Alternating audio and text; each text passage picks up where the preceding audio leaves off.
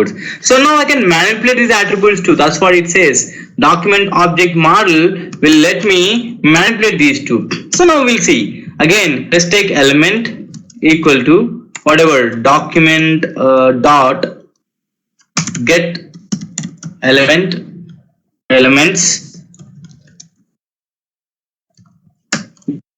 get elements by either tag name or ID or whatever. Let's say, what do we call this? I don't know. I'll say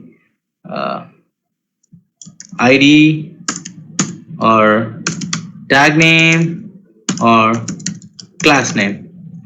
Okay, so this is that, and the argument here, whatever I supply, this is my node. If there is an index.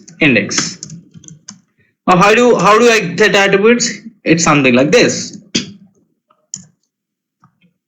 So element dot attributes, and you see there are multiple attributes. If there are multiple attributes, there is always an index. Dot name, get me the name of the let's say first, second, third, fourth, whatever. So that's the reason I say index of that node identified by the ID or tag name or class name given as an argument. And you got it? Did you understand? Attributes of index. Why index? Because there can be many attributes. That's the reason attributes index. So name will give me the name, like say type is a name, name is a name, ID is a name, class is a name, value is a name, placeholder is a name. So that's the name of the attribute. Like such, I'll have element dot attributes of index dot value. Now what will this give me? Get me the value of the index. Okay, fine. So now could you are you able to understand this concept? It's pretty simple if you could analyze it. Like, you know, document dot get element by ID will give me a node. Now I have to go inside the node to see its attributes. So how do I get it? Attributes can be multiple. So hence I give the index name. Like for instance, what is the index of this particular attribute? This attribute. What is the index? Tawfiq, if you could tell me. The index of ID. Attribute ID. ID is an attribute too. Placeholder is an attribute too. So now tell me, what is the index of ID?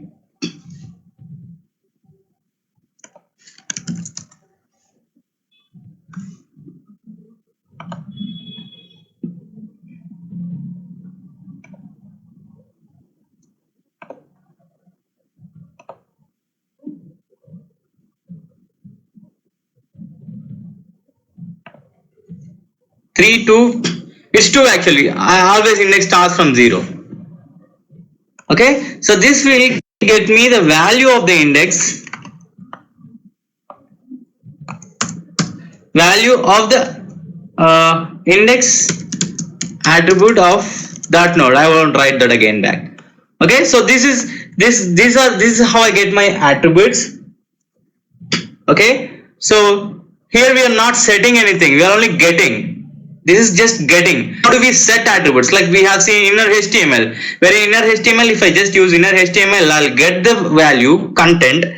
Whereas if I say inner HTML equal to something, that will set the content of the node. Now, how do I set the attribute? So it's pretty simple. We have a method here this time. Set attribute, whatever attribute you want. Suppose if input type equal to X, if it does not have a type, I can say type, comma, I can say password, or I can set an already existing attribute tool with this. Okay, so type name and value. Let's say instead of giving examples here, I'll say name and value.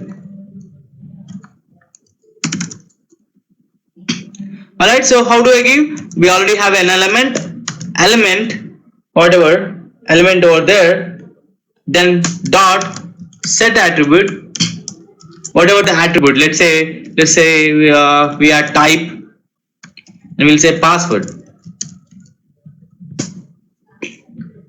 Okay, so this is how I set the attribute, set attribute. It's pretty easy, set attribute. And the last one is style. So we have style element dot style dot property. You remember property? Color is a property, background is a property, border is a property, position is a property, top is a property. So like such, that's everything is a property. Now in JavaScript, everything follows the camel style. So hence, if you want to say background color, okay, in our CSS we write it like this, background color. Now in JavaScript, just remove the hyphen and remove the small c, make it capital. So this is how we give the property. Okay, I'll just write it here. Here I'll say element dot style dot I'll say color equal to, let's say silver. Just playing, I don't exactly know if silver is supported or not. Silver supported definitely. And element dot style dot padding, I'll say 10 pixel or 10. Element dot style dot background color equal to, I'll say black. Okay, like such I can change the styling too. This is how I change the style. So this document object model is for hard JavaScript coders. But for our case, our course is more project oriented. So we are not like some tech savvy or geekish to learn the JavaScript coding and say just mapping the DOM object. We are not doing that. We are just doing some practice over here, and this is how we do. This is all we learn in DOM actually. And maybe I'll see if I can, if time permits me, I can jump in and say some other only important. Let's say I won't say everything because there are some hell lot of DOM objects. Okay, so let's go ahead and see examples in our coding. Any question here, Tawfiq? Just before I jump into.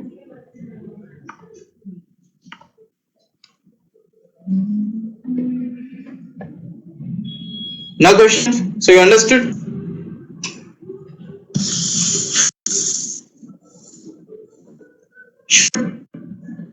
Should I post a question?